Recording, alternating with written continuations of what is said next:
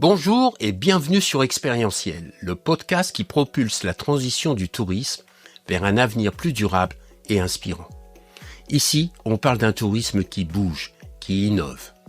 Vous vous demandez comment transformer le tourisme pour en faire un vrai moteur de changement positif, plein de sens et d'opportunités?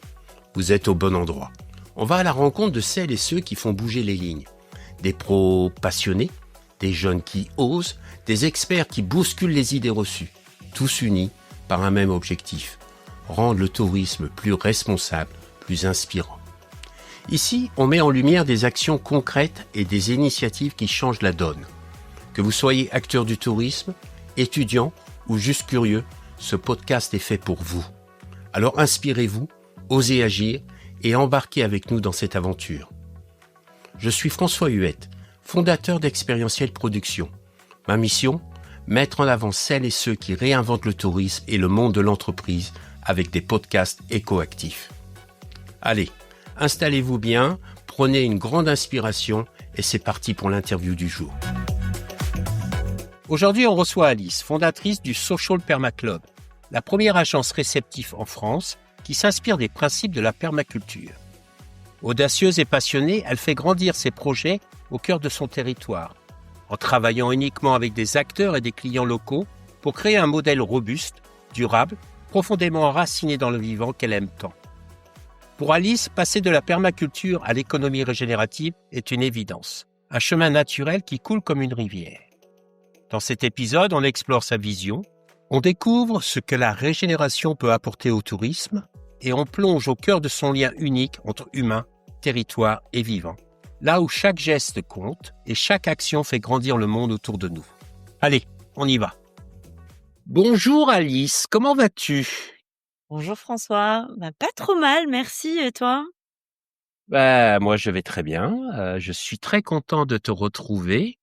On a fait connaissance dernièrement, on a échangé, le courant est passé, on a parlé de sujets passionnants sur lesquels on se sent tous les deux concernés, impliqués, engagés. Et donc, c'était une discussion très riche. Et puis, on s'est dit, tiens, si on se retrouvait sur le micro d'Expérientiel pour explorer un peu plus notre discussion, ça te va? Faisons. Moi, je sais qui tu es.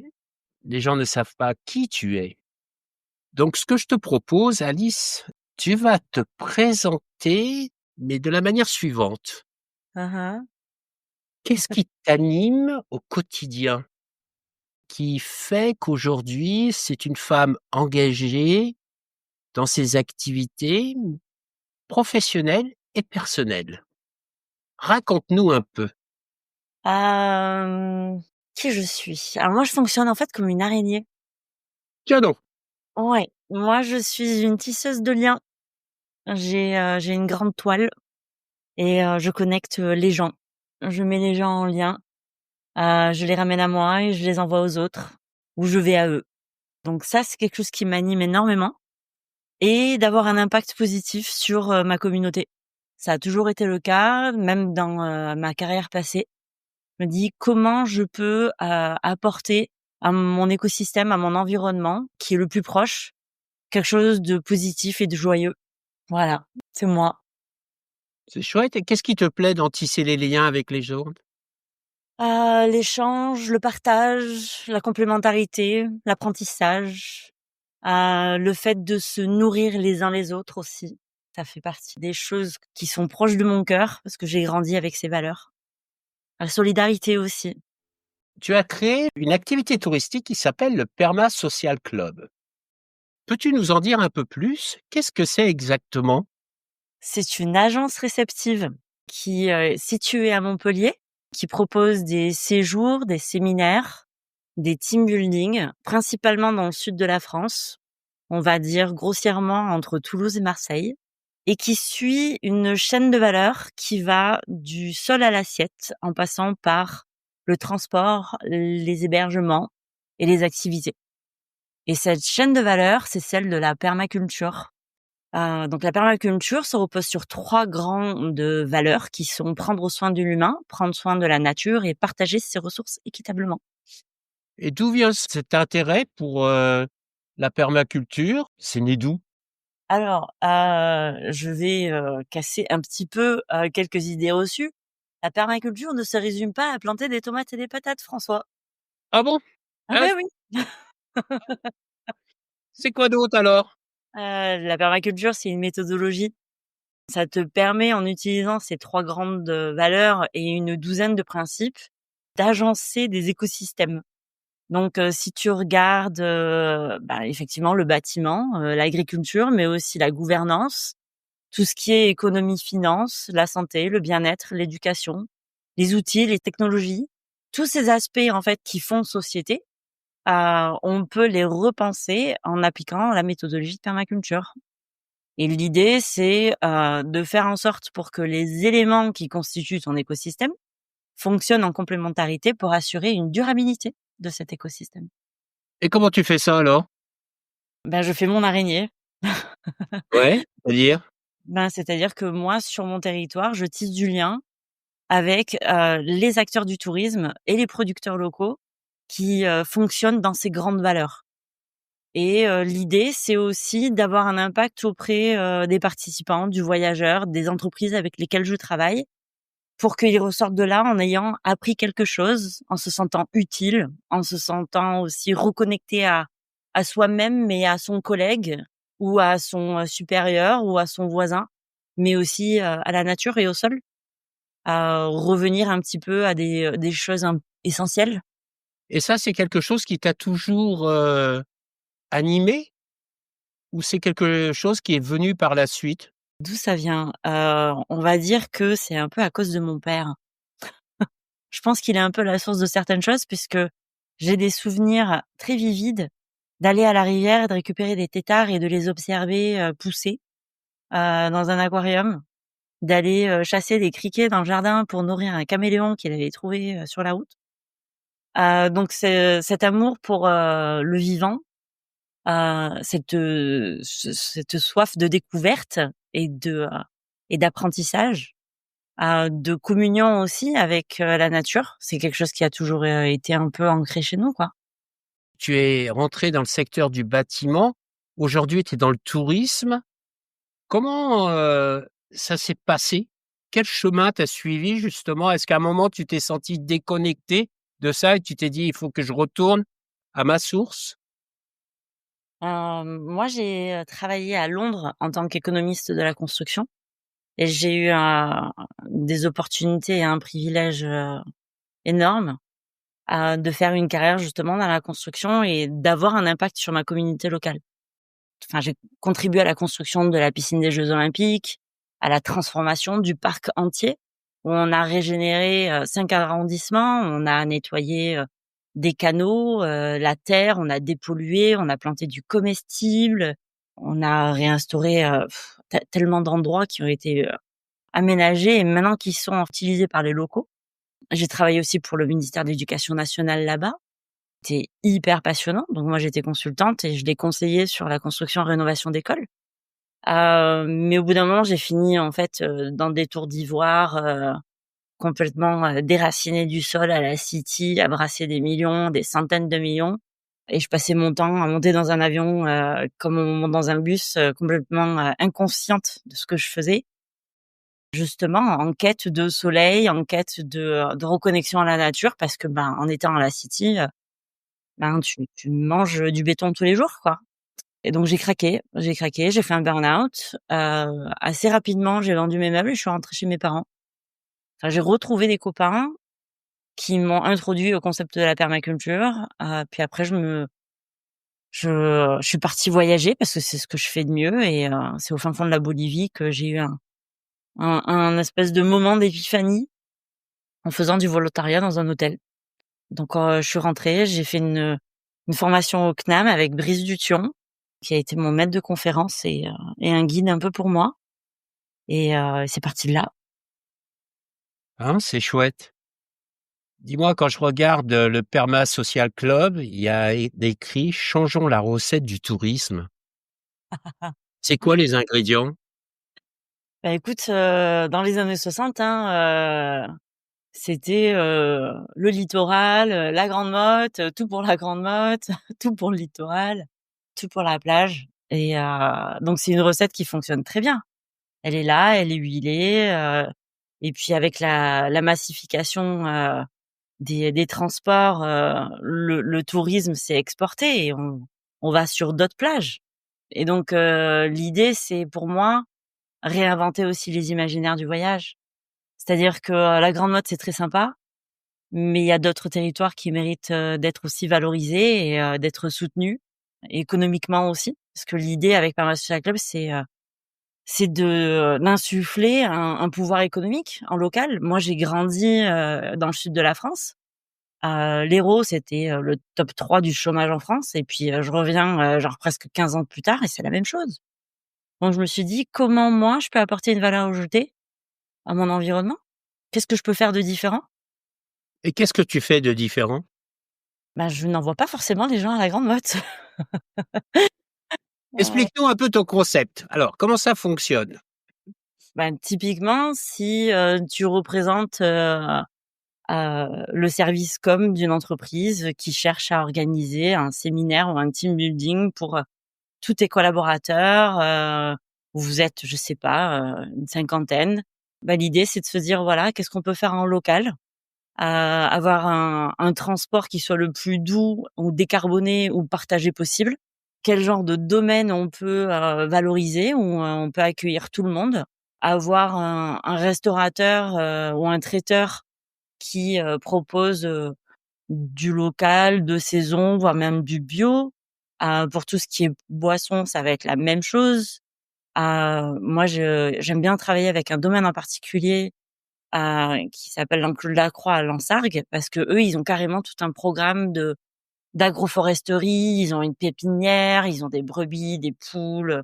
Ils appliquent la permaculture à l'échelle d'un domaine viticole. Donc voilà, moi je me dis: «Qui dans mon écosystème peut faire ça?» Et après, c'est créer du lien. Donc aller trouver des fournisseurs d'activités qui permettent à tous ces collaborateurs en peu de temps de passer un moment convivial qui laisse un souvenir un peu impérissable. Et derrière, moi j'offre aussi un kit du permaculteur. Donc je m'amuse à mettre des petites graines dans des enveloppes, et après j'envoie par email un protocole de comment faire germer ça à la maison. Du coup, en famille, avec les enfants, ben, on retrouve le pouvoir de la graine. Et il y a un petit livret sur qu'est-ce que c'est que la permaculture, qui explique que ce n'est pas que planter des tomates et des patates. Et comment tu les choisis, tes partenaires?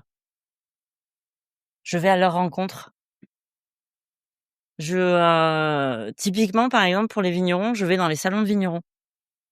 Donc moi, je me suis amusée, je suis allée passer un diplôme d'œnologie et en plus, comme ça, on parle le même langage, on se comprend, je comprends les enjeux, au-delà du fait d'avoir un oncle et une tante et des cousins qui sont vignerons, dans le Gard, hein.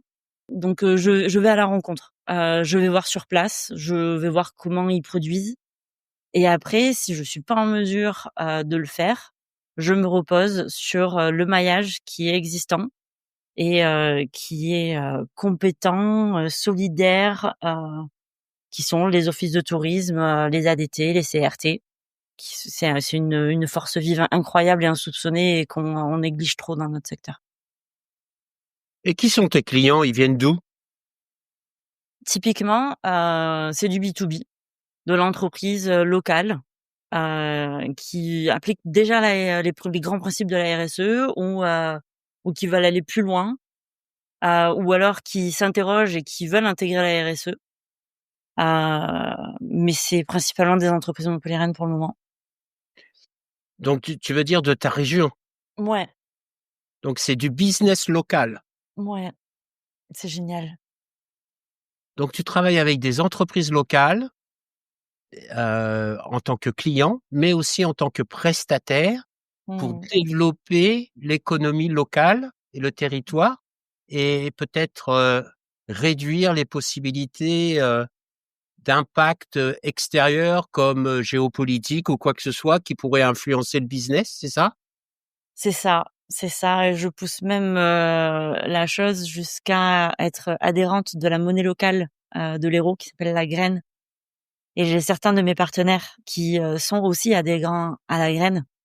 Donc ça veut dire que, sur, la circulation de la monnaie, on est même sur des valeurs, vertueuses de la circularité et on est sur du local. Et Tu peux nous expliquer un peu ce que c'est la monnaie locale? la monnaie locale, alors moi je suis pas forcément, la mieux placée pour faire ça, hein. Il y a bien plus compétent. Mais c'est une monnaie qui est complémentaire. Il en existe plus de 70 sur le territoire. Celle qui, circule bien et qui fonctionne bien, c'est l'Oshkosh, autour de Biarritz. Ils sont très attachés justement à leur patrimoine local. Ils ont une identité très forte. Et donc du coup, c'est une monnaie qui est indexée contre l'euro. C'est-à-dire que pour une graine, on a 1 € et mais par contre, elle est limitée par, une zone géographique. Donc ça garantit vraiment la localité de l'utilisation de cette monnaie. Cependant, il y a des discussions, par exemple, pour, faire des fusions, des partenariats entre, par exemple, la monnaie du Gard et la monnaie de l'Hérault. Puisque les Héraultais vendent dans le Gard et les Gardois, ils viennent chez nous aussi. Donc c'est aussi comment créer des ponts et toujours s'assurant qu'il y ait cette chaîne de valeur. C'est-à-dire que nous, on signe une charte qui a une base environnementale, qui a une base d'impact sociétal et social aussi. Intéressant. Ouais, Et dis-moi, cette entreprise que tu diriges, ce réceptif, comment ça te nourrit toi humainement? c'est génial. Moi, ça me nourrit parce que justement, ma mission, c'est d'avoir un impact. Je veux avoir un impact positif. Donc, moi, quand je réalise un team building ou un séminaire et que j'ai des clients qui en ressortent de là en ayant passé un super moment et qui me remercient et qui en redemandent, bien entendu que ça me nourrit. Parce que derrière, je nourris aussi mon territoire. Je me sens utile, quoi. Alice, tu vas animer une table ronde en novembre à l'occasion des rencontres de l'économie régénérative. Tu peux nous expliquer un peu l'origine du projet, s'il te plaît? L'année dernière, j'ai été invitée comme intervenante pour les rencontres de la permaéconomie. Donc, on m'a dit: «Est-ce que vous pouvez venir à Lyon pour témoigner de comment vous appliquez la permaculture à l'échelle de votre entreprise?» Et suite à cet événement, on a fait une réunion avec les organisateurs et on s'est dit: «Est-ce qu'on viserait pas à une envergure un peu plus grande l'année prochaine?» Donc je me suis greffée à la team orga et sur l'organisation, de ces rencontres et on s'est dit: «La permaéconomie en tant que terme, ça parle à personne». Comme la permaculture, tout le monde pense que, c'est faire un potager. Mais l'économie régénérative en soi, c'est la même chose. Appelons ça des rencontres de l'économie régénérative. Pendant ces 2 jours le 7 et le 8, novembre à Lyon, il y aura, tout plein de différentes thématiques qui vont être abordées. La santé, la finance, le tourisme, voilà, plein d'aspects avec, différents intervenants, qui viennent un petit peu de partout. On a même, Gaël Giraud qui sera là, quand même un bel économiste français. Moi, je suis contente à l'idée de le rencontrer. Et il y aura également mon ami Romain Cristofini du Centre de recherche et de formation Lumia, avec qui on produit le podcast Nouveau Souffle, qui est dédié aux entreprises en chemin vers la régénération. Donc vous allez vous régaler. Ah oui, oui, ça va être la régalade, hein, vraiment. Parce qu'en plus, donc nous, en interne, on fonctionne en sociocratie, donc mode de gouvernance, alternative, partagée, en autonomie, autogestion, c'est génial de travailler avec, ces modes de gouvernance et on va utiliser des techniques d'intelligence collective dans l'animation des tables rondes. L'objectif, c'est de faire participer l'audience au maximum et créer du lien entre tout ce beau monde, quoi. Que ça correspond complètement à qui je suis, à ce que je fais, à mon engagement, à ce que je fais aussi avec la fresque, du tourisme. Pour moi, ça nourrit ma mission, quoi, ça nourrit mon pourquoi. Et pourquoi aborder le tourisme régénératif sur la question de retour aux sources? Alors, en toute franchise, je prenais le petit déjeuner avec mes parents la dernière fois et je leur ai dit: «Écoutez, il faut que je trouve un nom à cette table ronde» et pour eux, le terme, régénératif ou régénération, ça n'avait, aucun sens. J'ai expliqué, j'ai détaillé et puis là, ma mère, elle me dit: «C'est un retour aux sources, quoi». Donc c'est parti de là. C'est pour ça que, je vais poser cette question-là, assez orientée aussi sur les impacts du secteur. puisque notre secteur contribue aux risques et aux impacts climat, biodiversité, ressources naturelles, humains. L'idée, c'est de se dire comment on peut revenir aux sources en sachant qu'on a ces impacts-là. Et donc, j'ai le plaisir d'avoir Brice Dution avec moi. Il y aura aussi Caroline Leroy, ainsi que Oula Alexandra Mattel, qui, elle, va venir de Belgique pour avoir un regard un peu plus international. Et on aura aussi Laurie Souvigné, qui vient de Aix-les-Bains, Rivière-les-Alpes, en tant que territoire qui applique les grands concepts de régénération en termes de tourisme et à son territoire. Tu vas bien être entouré pour aborder ce sujet, ça va être cool. J'ai eu la chance de discuter avec Laurie, avec Brice, et puis de réaliser avec Caroline plusieurs interviews ensemble avec des chercheurs qui sortent des sentiers battus. Tu vas te régaler. Ouais, ça va être sympa. Ça va être littéralement la régalade. Et toi, ton point de vue sur le tourisme régénératif, possible ou pas possible? Utopique ou pas?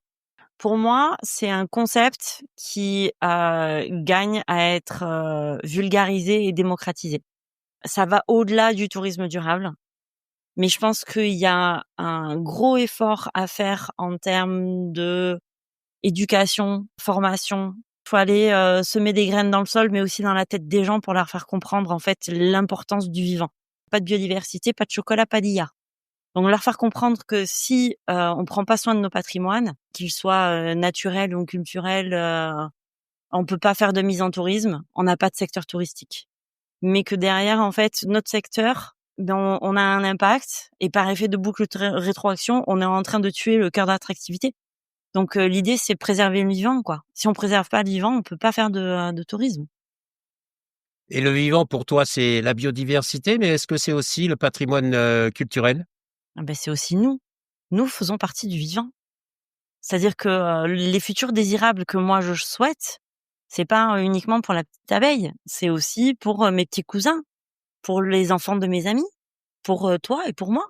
Comment vivre décemment demain en sachant que on a déjà eu 10 jours de canicule cet été? Qu'est-ce qu'on peut faire? Eh bien, est-ce que le tourisme régénératif ou l'économie régénérative, ça serait pas une des solutions? Tu crois que le tourisme aujourd'hui peut vraiment adopter les principes régénératifs sans tomber dans le greenwashing?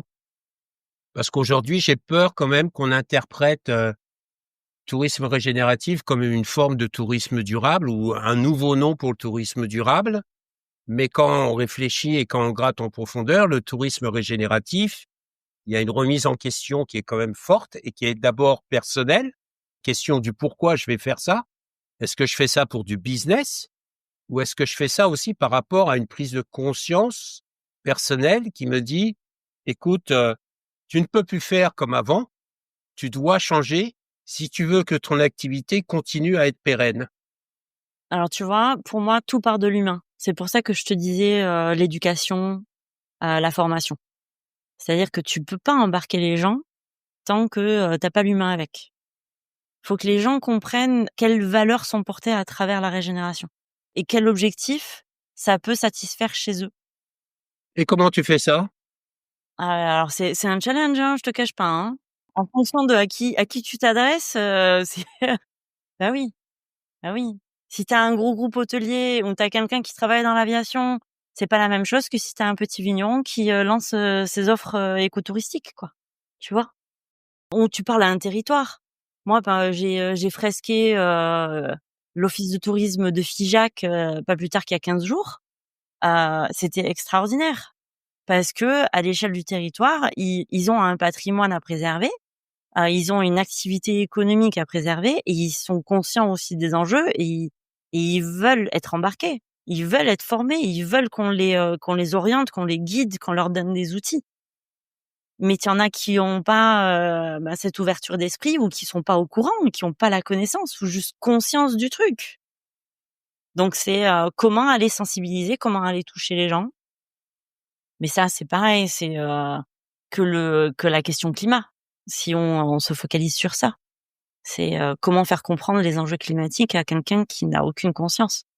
Peut-être pas seulement de la conscience, il y a aussi une question de connaissance, parce que c'est vrai que le terme économie régénérative peut faire un peu peur.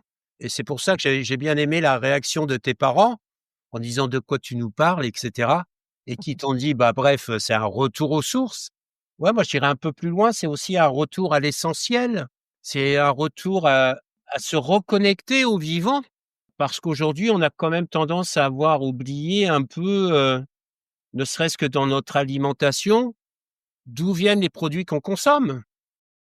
On ne sait plus exactement qu'est-ce qu'il y a derrière l'animal, comment il vit, dans quel environnement, et je trouve que il y a une véritable opportunité à travers cette, notion de régénératif et de retour aux sources, c'est d'aller se reconnecter à nos racines et à comprendre d'où les choses viennent et comment elles sont faites. Mmh. Et je trouve que ce qui est intéressant, dans le régénératif, c'est qu'il y a quelque chose qui peut interpeller et apporter une certaine forme de plaisir et de joie. On parle souvent, de ces nouveaux modèles économiques comme étant des outils un peu restrictifs qui vont nous enlever une certaine qualité de vie, alors que je pense sincèrement que c'est l'inverse. Ça va nous apporter une meilleure qualité de vie et ça va peut-être nous permettre aussi de retrouver une certaine forme de joie qui a quand même disparu ces derniers temps, qui est étouffée par, la question unique qui est l'économie, la Mmh. production, la performance, et qui nous épuise. Non seulement qui épuise la planète et les ressources, mais qui nous épuise nous, êtres humains. Il y a peut-être une opportunité ici pour, se régénérer, se ressourcer, retrouver, de l'envie, retrouver le vrai goût des choses. Ouais. Alors, c'est marrant, moi, ça me fait penser à ce qu'on apporte derrière la sobriété. Alors, tout le monde pense que du coup, dans la sobriété, ça va être la contrainte, la restriction, alors que dans mes cercles de permaculteurs, on en rigole toujours un peu parce que quand, chacun apporte un plat à partager pour, le déjeuner qu'on va passer ensemble, ben moi je constate toujours que c'est l'abondance. Et la convivialité? Ah bah oui, oui, oui, parce que c'est un moment foncièrement humain. Parce qu'on est là et qu'on partage et qu'on échange et qu'on se raconte nos histoires et que, ça peut, débattre et philosopher et se raconter des blagues. Après on va se balader autour d'un potager ou en montagne ou peu importe où on se trouve, quoi. Mais dans la sobriété, il y a de l'abondance, il y a de la générosité, il y a de l'amour. C'est ça qui est fabuleux. Mmh. Oui, il y a la performance, mais dans la sobriété, dans la robustesse, dans l'abondance, dans l'amour, on peut faire les choses et on peut faire du business. Faut juste prendre en considération que, eh ben, on a un plafond environnemental. On a des limites planétaires et que, on peut être performant, mais il faut juste apprendre à partager, quoi. Et c'est marrant parce que le week-end dernier, je faisais le repas des voisins et tout le monde venait avec son plat qu'il avait préparé. Il apportait quelque chose de lui, qu'il Ouais. avait fait pour ce moment-là, et ce qui était sympathique, c'est cette convivialité, cette joie du partage. On est tous avec des capacités financières différentes, mais avec l'envie de partager quelque chose. Mmh. Ne serait-ce qu'un simple cake aux olives ou des choses toutes simples, un gâteau, et je trouve que c'est très, très, très sympa parce que ça rejoint un peu à ce que tu disais au départ, de tisser sa toile et de créer du lien avec tout le monde, et ce lien nous fait beaucoup de bien. Il nous nourrit humainement, il est important, et dans l'entreprise, on a tendance à le mettre de côté, Ah. et Alors c'est là où, la souffrance, la douleur, le désengagement se mmh, met en place. alors que c'est la base. C'est-à-dire que ton entreprise, elle se repose sur l'humain qui n'est pas une ressource. C'est la ressource humaine. Ça veut dire quoi? Que, tes collaborateurs, ce sont des objets? C'est une ressource inépuisable? Comment ça fonctionne? Non. On est des humains et on travaille ensemble pour des objectifs communs et une mission commune. Moi, j'applique, la sociocratie à l'échelle de mon entreprise. Tout celui qui rentre chez moi a un pouvoir, d'influence et de décision. Moi, je pose toujours, la question autour de la table. Qu'est-ce que tu en penses? Est-ce que tu penses que je pourrais faire différemment? apporte-moi quelque chose qui me nourrit et qui fasse que je m'améliore et que cette entreprise, on ait encore un plus grand impact. C'est ça aussi. C'est Mmh. inclure les gens, quoi. Par rapport à ton entreprise, est-ce qu'il y a beaucoup de concurrence?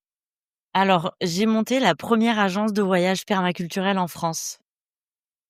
Elle est immatriculée chez Atout France depuis décembre 2019, juste avant le Covid. François, est-ce que j'ai pas eu le nez? Après, faut dire que j'ai découvert les travaux de Pablo Servigne en 2018. C'est qui Pablo Servigne?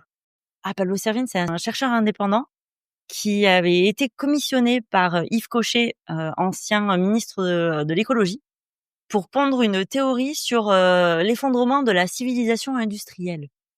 Et quand j'ai découvert les travaux de Pablo, je te cache pas que face à ma page blanche où je devais écrire mon business plan, j'ai pleuré pendant 4 jours. Pourquoi?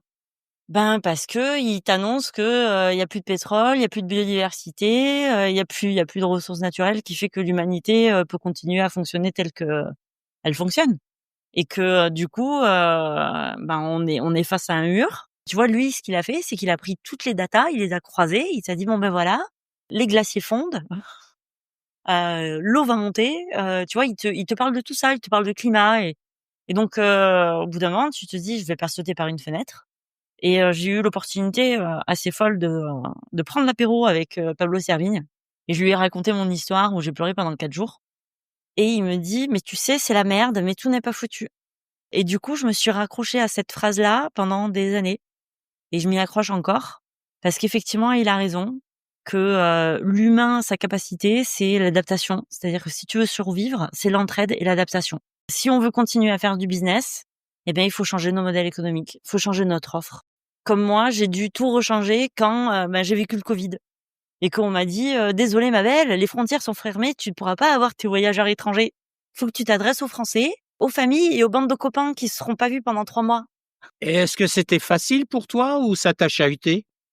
Ah, ça m'a chahuté bien sûr, mais ça m'a permis aussi de tester, de me tester dans un marché en profond changement parce que ça a beaucoup, secoué le secteur.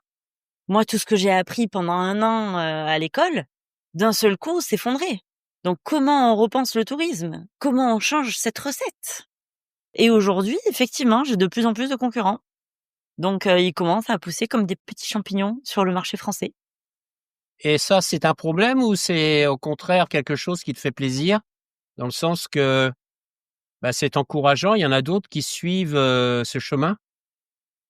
Alors je me dis que c'est encourageant parce que, du coup, on va aller dans le bon sens, dans la bonne trajectoire. Parce que, si un jour on veut atteindre l'accord de Paris, il faut qu'on le fasse, collectivement. Moi, quand j'entends parler de tourisme de masse, je me dis: «Mais en fait, le tourisme de masse, si on faisait tous du permatourisme de masse, ça serait pas un problème, en fait». Donc oui, il faut qu'il y ait de la concurrence, il faut développer le marché, mais toujours dans cet esprit de partage, d'échange, complémentarité. Qu'est-ce qu'on peut faire avec, son concurrent? Comment on peut travailler ensemble? Comment cette expérience, elle t'a transformée en tant que femme? Oh, je sais pas, on prend 4 heures de rédaction? Comment ça se passe? On va essayer de la faire un peu courte, quoi. Ça a fait en sorte que je sois hyper impliquée au niveau associatif, dans des projets de forêt comestible où j'ai planté des arbres, où, j'ai appris plein de choses sur, différents types de gouvernance, contribué à des événements, d'éducation populaire. Je regarde mes relations humaines différemment, je ne parle même plus à ma famille et à mes parents de la même façon. J'ai un autre, regard sur le monde.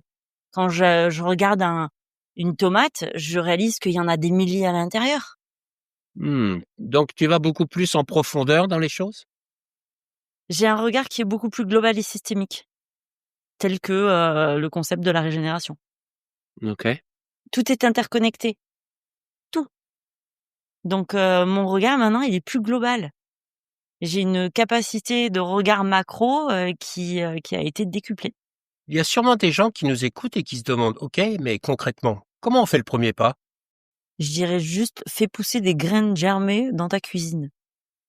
Parce que c'est quelque chose qui est simple et efficace et tu le vois sur 3 jours, la graine qui pousse et tu réalises que la beauté de la nature dans le confort de ta cuisine.